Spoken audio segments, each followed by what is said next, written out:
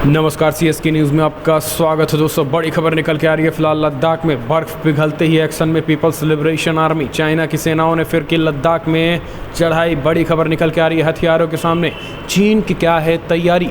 दूसरी बड़ी अपडेट में आपको बताएंगे पश्चिम बंगाल चुनाव में हिंसा से आहत हरियाणा की 83 मुख्य शख्सियतों ने की राष्ट्रपति से राष्ट्रपति शासन लगाए जाने की मांग। तीसरी बड़ी अपडेट निकल के आ रही है तो दोस्तों, ऑस्ट्रिया में हुआ था आतंकी हमला, अब उठाया इस्लाम के खिलाफ बड़ा कदम। चौथी बड़ी खबर में आपको बताएंगे सेना को ललकारने वाले पाकिस्तानी पत्रकार हामिद मीर पर गिर गई इमरान सरकार की गाज। जानेंगे कैसे पत्रकारों पर निशाना बना रहा है इमरान सरकार। सब कुछ खबरें एक एक करके आपको विस्तार से बताएंगे। जहां पर गलवान घाटी हिंसा के मामले में चीन ने आधिकारिक तौर पर की अपने सैनिकों के मारे जाने की पुष्टि। जी हाँ, बड़ी खबर निकल के आ रही है, आखिर कितने दिन छुपाएगा चाइना। तो दोस्तों, सब कुछ खबरें एक एक करके आपको खबरें विस्तार से बताएंगे। लेकिन उससे पहले अगर आपने चैनल को अभी तक सब्सक्राइब नहीं किया तो प्लीज़ सब्सक्राइब के लाल बटन दबाकर चैनल को सब्सक्राइब करें। और अगर आप भी मानते हैं कि प्रधानमंत्री मोदी के नेतृत्व में देश कोविड-19 से लड़ने में और चीन और पाकिस्तान को भी करारा जवाब देगा, तो इस वीडियो को लाइक करके अपना समर्थन दर्ज करें। दरअसल पहली बड़ी अपडेट निकल के आ रही है। फिलहाल लद्दाख में बर्फ पिघलते ही एक्शन में पीपल्स लिबरेशन आर्मी, हथियारों के सामने चीन की तैयारी। समझिए, लद्दाख के गालवान वैली में जून 2020 में चीन की सेना के साथ हुई झड़प के बाद से अब तक लाइन ऑफ एक्चुअल कंट्रोल पर एक असहज शांति बनी हुई है। अभी भी भारत और चीन सीमा पर कई ऐसे पॉइंट्स मौजूद हैं जहां भारतीय और चीनी सेना आमने सामने डटी हुई हैं। उधर लद्दाख के इस अशांत पॉइंट्स की बात करें तो बड़ी खबर निकल के आ रही है, जहां जैसे जैसे बर्फ पिघल रही है वैसे वैसे चीन की सेनाएं चढ़ाई कर रही हैं। यही कारण है कि भारतीय सेना पूरी तरीके से हाई अलर्ट पे है। दरअसल आपको बता दें कि ठंड में बड़े पैमाने पर बर्फ पिघलने की वजह से चीन की सेनाओं ने हाथ खड़े कर दिए थे और चीन की सेनाएं 24 घंटे भी बर्फबारी पर नहीं टिक पा रही थी। जहां भारतीय सेनाएं पूरी तरीके से चट्टान की तरफ आईटीबीपी की जवान उस बर्फ में खड़े थे, वहीं चीन की सेनाएं छोड़कर भाग गई थी, जिसके बाद शांति समझौता कर लिया था। लेकिन अब जैसे जैसे बर्फबारी खत्म हो रही है, चीन की सेनाएं और चीन की फिर से वही घटिया हरकत सामने आ रही है और फिर से चीन सीमा की तरफ बढ़ रहा है। इससे एक बात तो तय है कि चीन भरोसे लायक नहीं है। चीन के माफिक अगर कभी भी परिस्थितियां बनती हैं तो भारत पर अटैक कर सकता है। यही कारण है कि अब पूरी तरीके से मोदी सरकार भी चौकन्ना और सेनाएं भी हाई अलर्ट पर हैं।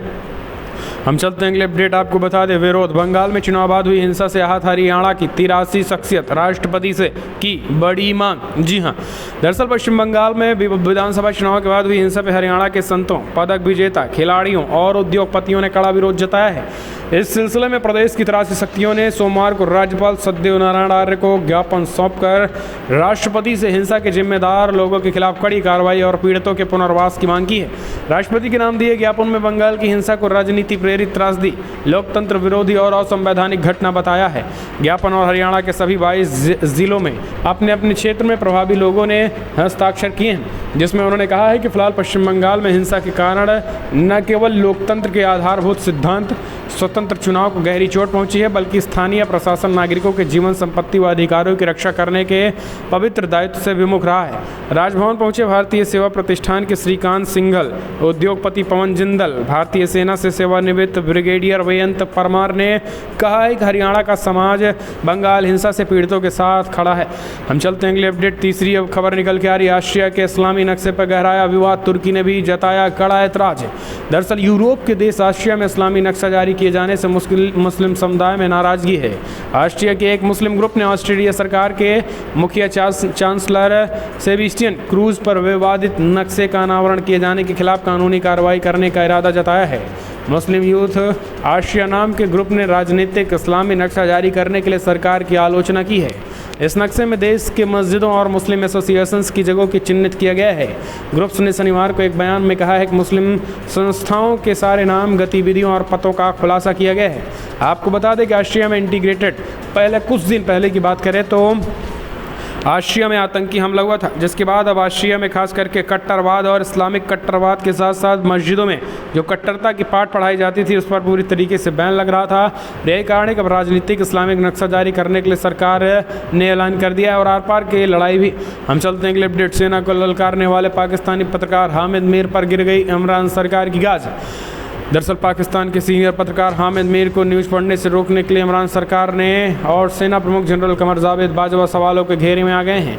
हामिद मीर के कार्यक्रम में ऑफ एयर किए जाने के चारों तरफ निंदा हो रही है। पाकिस्तान के विपक्षी दल एमनेस्टी इंटरनेशनल, साउथ एशिया मानवाधिकार संगठन, Pakistan federal union of journalist जैसे संगठनों ने हामिद मीर के प्रति समर्थन जाहिर किया है और कार्यक्रम रोके जाने की भी निंदा की है। असल में पाकिस्तान में पत्रकारों को लगातार निशाना बनाए जाने के कारण के खिलाफ बोलने पर सीनियर जर्नलिस्ट हामिद मीर को प्रोग्राम करने से रोक दिया गया है। पाकिस्तान के जियो न्यूज़ के लिए काम करने वाले हामिद मीर एक दूसरे पत्रकार की गिरफ्तारी के खिलाफ सेना और सरकार के खिलाफ लगातार मुखर थे। हामिद मीर एक दूसरे पत्रकार की गिरफ्तारी के लिए आवाज़ उठा रहे थे। कुछ दिन पहले उन्होंने एक रैली का भी नेतृत्व किया था जिसमें उन्होंने इमरान खान की सरकार और सेना को आड़े हाथों भी लिया है। हम चलते हैं अगले अपडेट। गलवान घाटी हिंसा, चीन ने आधिकारिक तौर पर की अपने सैनिकों के मारे जाने की पुष्टि। दरअसल चीन ने पहली बार आधिकारिक तौर से माना है कि गलवान घाटी की हिंसा में उनके 4 सैनिक मारे गए थे, एक और सैनिक घायल हुए थे। चीन की सेंट्रल मिलिट्री कमीशन CMC ने शुक्रवार को इन सभी सैनिकों को बहादुरी पदक से नवाजा है। हालांकि भारत और अंतर्राष्ट्रीय मीडिया एजेंसियों का मानना है कि इस हिंसा में चीन के 45 सैनिक मारे गए थे।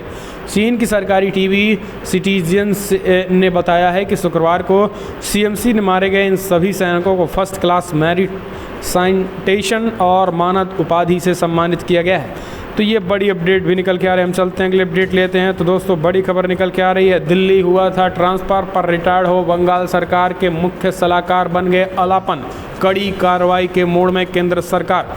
ममता बनर्जी द्वारा पश्चिम बंगाल के मुख्य सचिव को दिल्ली न भेजने के फैसले के बाद केंद्र सरकार और राज्य सरकार में एक बार फिर से टकराहट बढ़ सकता है।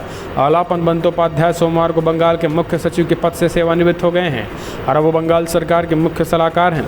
हालांकि ये कदम उन्हें केंद्र की ओर से किए जाने वाले कड़े एक्शन से शायद ही बचा सकेगा। एक तरफ ममता ने केंद्र से अपने फैसले पर पुनर्विचार के लिए पत्र लिखा, तो वहीं दूसरी ओर केंद्र अपने आदेश का अनुपालन न होने की स्थिति में कार्रवाई के विकल्प खंगाल रहा है।